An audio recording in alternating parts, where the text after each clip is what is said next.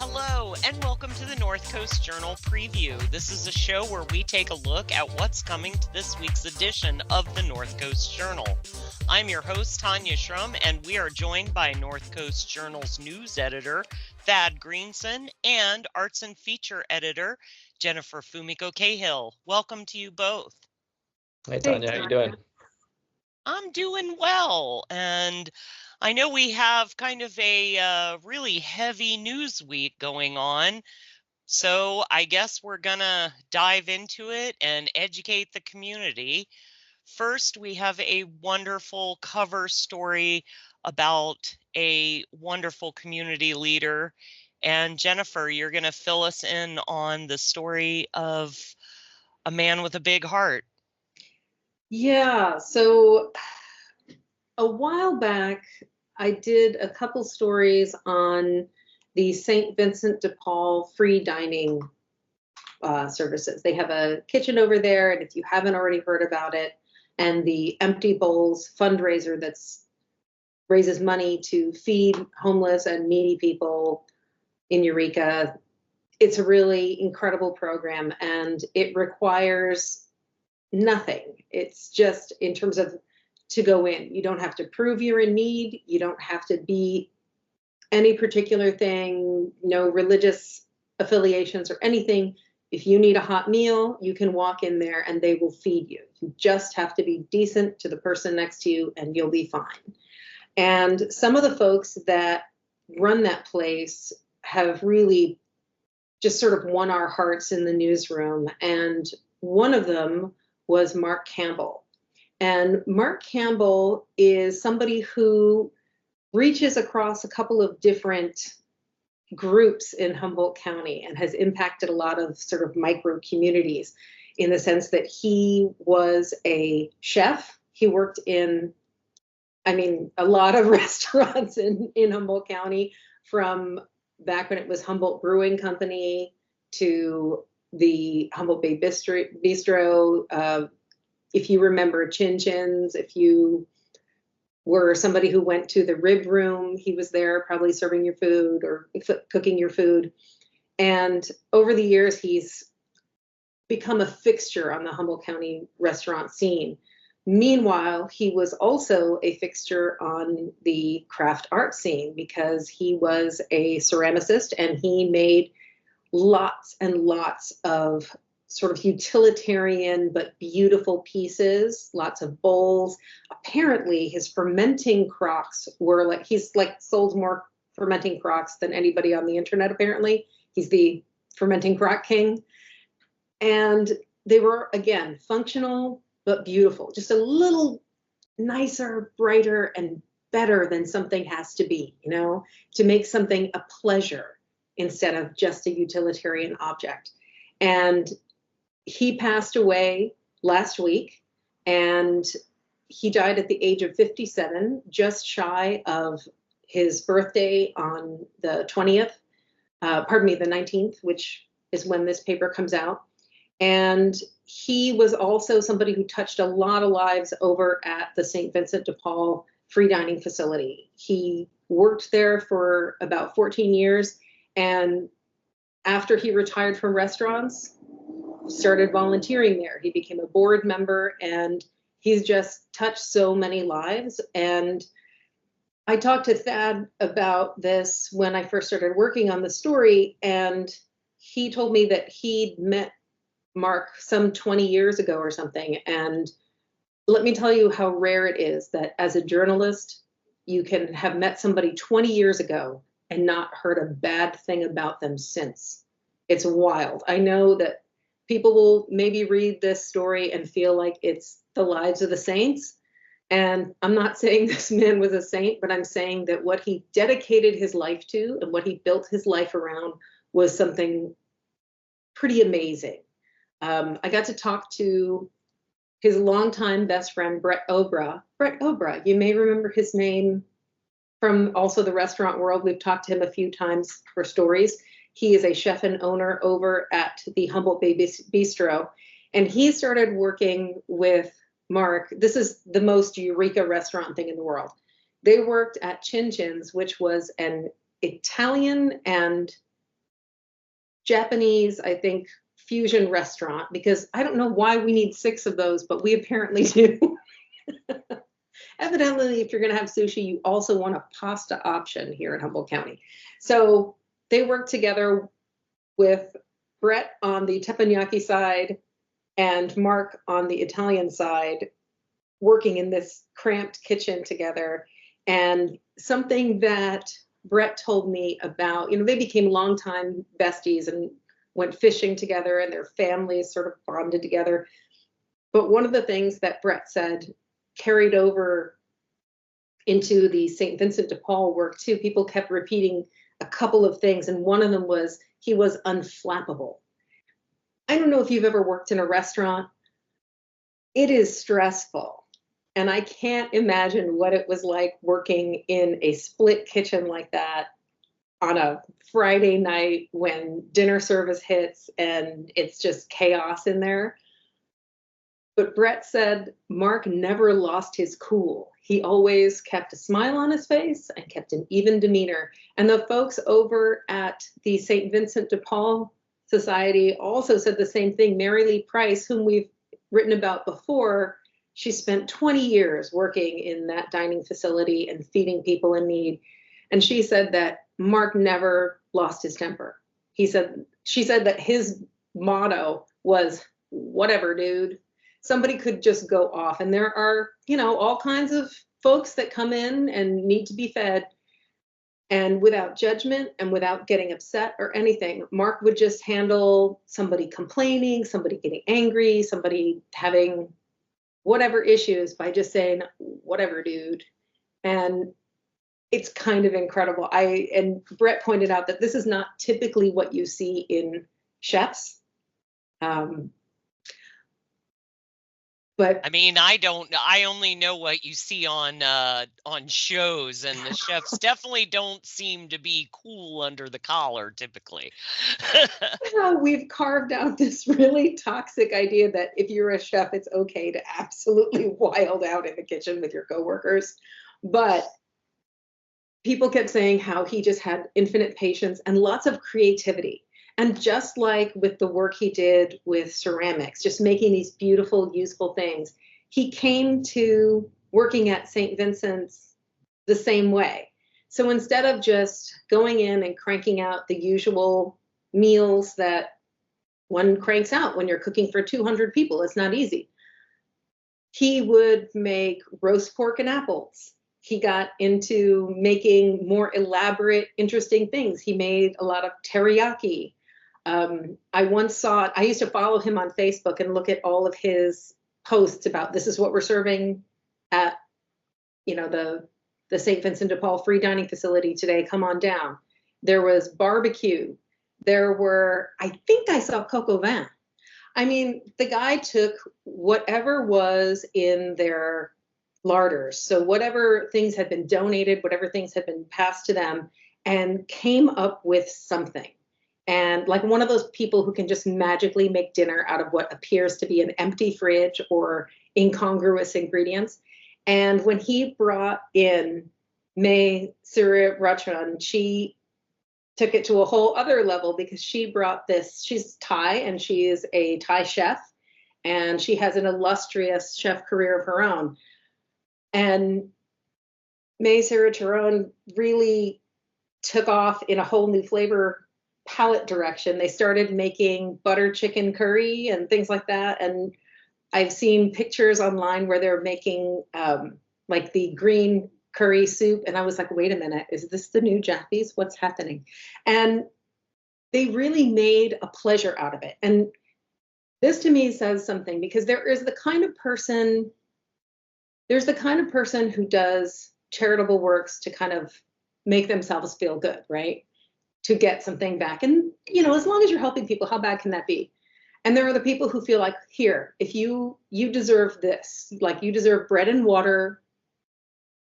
But really, people who are in need also deserve pleasure. Human beings deserve joy. And Mark really wanted to give that. He really wanted to go the extra mile and make maybe the one hot meal somebody was going to get today a pleasure. And I think that is a gift.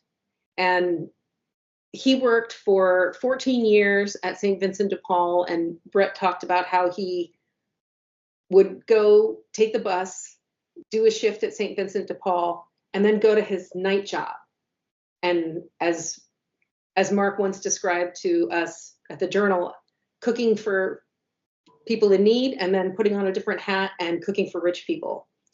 And after he stopped working in restaurants, he went and did his clay thing for a long time. He started this incredible group called Clay Buddies on Facebook, which is this international, huge 57,000 person Facebook group full of clay artists from all over the world. And that is how Kate B., who is also Humboldt's best craft artist, they both won that title. She met him through that and then couldn't believe that he was in Humboldt County. And they ended up collaborating on a fundraiser that Mark kind of resurrected. It's this national grassroots fundraiser called Empty Bowls. And that fundraiser involves getting donated ceramic bowls from artists and selling them along with soup from local restaurants at a big fundraiser night and raising money to feed the hungry. And he really was able, I talked to the president of the board of St. Vincent de Paul, and he was just in awe. He said, you know, you couldn't believe how talented Mark was, and he really was the linchpin person in bringing together this really wonderfully effective fundraiser because he had all of these connections in the ceramics world. He was getting people sending things from internationally to be sold. And he also had all these connections in the restaurant world. And when I talked to him about that fundraiser last year, he said, you know, there were some places where I don't know anybody anymore. So I just walked over.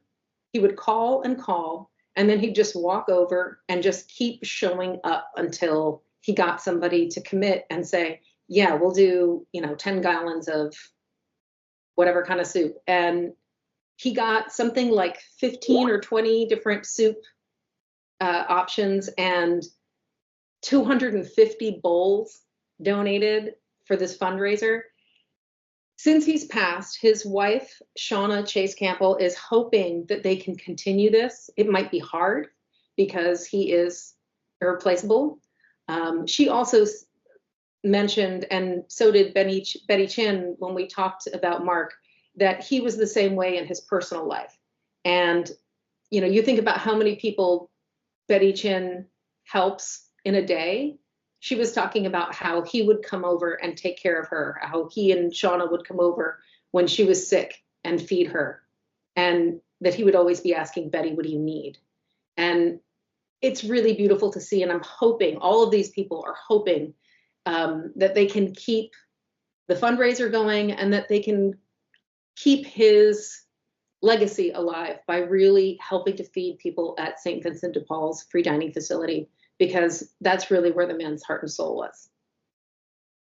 Jennifer, this is just an amazing story. I really appreciate the Journal bringing it to us. For anybody that didn't cross his path, and I can't believe I'm one of them, I just think that my condolences to his family and to everybody that he touched. And before we shift to the news, is there anything you'd like to wrap up this cover story? Yeah, at the end of the story, you can find there is a website for St. Vincent de Paul Redwoods, and they are accepting donations under his name. And if he was somebody who touched your life, and it's within your power to do, his wife is really encouraging people to do that also. And she said to me in the story, she said he loved that place and he wanted to make sure there were funds to keep it going. Absolutely. Thank you, Jennifer. And thank you, Mark, for being a saint among us all. And with that, we're going to shift to Thad, who's going to bring us some Festivus grievances. I wish it was a more uplifting tale, but we got to get to the more bad news. Thad, you want to fill us in on what's going on in our community? Yeah, definitely, Tanya. I wish I had something brighter to talk about. And I guess just before we pivot real quick, I wanted to just, I guess reiterate your thanks to Jen for putting together the story. As reporters, not all stories kind of are created equal and not all kind of carry the same weight. And it's no small thing to shoulder writing a story like this that is really gonna be a remembrance of somebody who did big things and meant a lot to a lot of people. And I just think Jen did a really extraordinary job for somebody, as she said earlier, that I knew for 20 years and was just always struck by how kind and giving he was. So thanks, Jen. So yeah, in this week's journal, we also have a story that is a kind of an update on what's going on at Providence St. Joseph Providence St. Joseph Hospital, and particularly looking at another lawsuit that has been brought. Folks probably remember Anna Kossoff, the California Attorney General's office brought a suit on behalf of Anna Kossoff a few months ago, alleging that St. Joseph's Hospital improperly and illegally denied her necessary emergency medical care in the form of an abortion when she suffered a previable preterm premature rupture of membrane. So it's a big term for essentially somebody's water breaking prematurely. So she was pregnant with twins back in February, had this happened, went into the hospital. The doctor, determined that the fetuses were unviable, were not going to survive, yet they still had a detectable heartbeat. And so St. Joseph, on religious grounds, the hospital refused to provide her abortion services. And she essentially had to go to Mad River Community Hospital to get that done, was hemorrhaging when she got there. It was a very emergent and dangerous situation. Of course, Mad River Hospital has closed its birthing center, closed it in October. And so the update is that another woman has come forward, referred to as Jane Roe in the court filings, but alleging a very similar pattern of behavior by St. Joseph during 3 different pregnancies. And so Jane Roe alleges that, on 3 different occasions she had what's shortened to previable PPROM, and reported to St. Joseph's emergency room seeking emergency care. In all 3 instances, the fetus was deemed unviable, and yet St. Joseph Hospital refused to provide her with an abortion.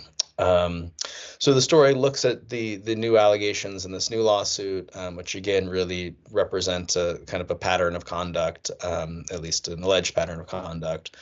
And then I spent some time talking to some elected officials locally and statewide, and trying to kind of figure out what's next. That obviously these lawsuits will go through the process, but there's a feeling of many in Humboldt County that having a single hospital birthing or labor and delivery unit that is run, partially at least through a religious lens that limits services is untenable, and kind of talking about how do we ensure that, that all pregnant women in Humboldt County receive the kind of the emergency services and care that they need. And what was the overall feeling from the folks that you spoke to? What's the next step? So State Senator Mike McGuire, is planning on meeting with St. Joseph's leadership, and he said really making sure that they know that that the hospital needs to follow what's legally required in California, and if not, the state will continue to take legal action against it to force its hand, essentially.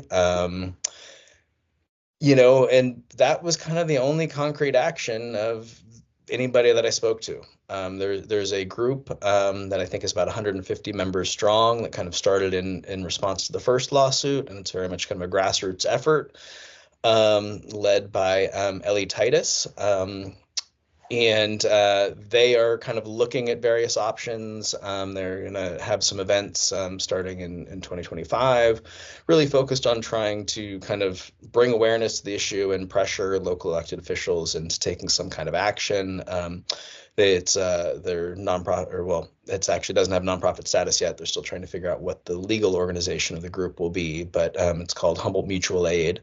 They've also started a hotline and are offering to kind of make sure any pregnant women going in for emergency service at St. Joe's in the interim are aware of what their rights under the California Constitution are, and also offering volunteers to serve as advocates or even just give folks a ride to the hospital, kind of whatever they need. But they're really trying to figure out what kind of longer term next steps are.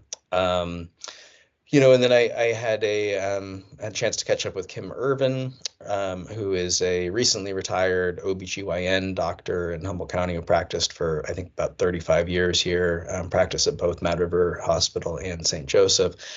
And I wish she had, kind of a better report for us, but it was pretty sobering. She said that her guess is that things like this have been happening at St. Joe's with regularity, and that really what it took was somebody like Anna Kossoff, who is a professional, she's a chiropractor, who's very well aware of her rights, and had the kind of fortitude after her experience at St. Joseph to go reach out to the Attorney General's office, knowing that it wasn't right, and willing to stand up and follow through with taking some action about it. But she suspects, this type of thing. She knows this type of thing has been happening repeatedly over the course of years. And she said she suspects with these lawsuits and kind of the media attention they've brought, that Providence St. Joseph will really try to be on the up and up and keep some of the religious directives that limit some of the services it provides out of its emergency room for the time being. She said, the question is how long that will last once media attention goes other places and some of these lawsuits resolve, or these two lawsuits resolve.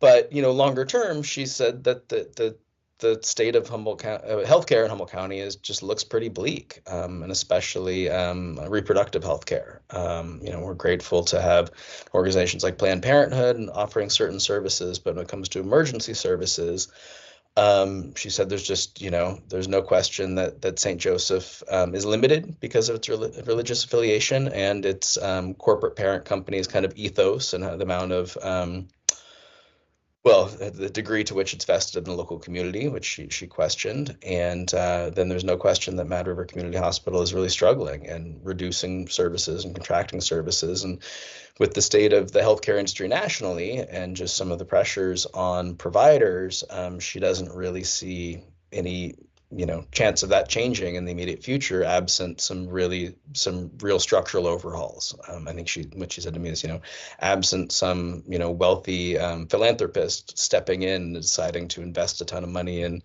Mad River Hospital or buying St. Joe's to operate it on their own. This is kind of the hand we were dealt, and this is what things are going to look like for the foreseeable future. We're going to have to kick that into everybody picking up this week's journal and reading for their self. I'm sorry it's not a more happy week at the journal. Hopefully we'll pick that up next week. And that wraps up our time. The current edition is available now. Pick up your copy and read it and stay informed. You can also find it online at northcoastjournal.com. I am Tanya Schrum. Thanks for being with us and staying informed and supportive of our local community.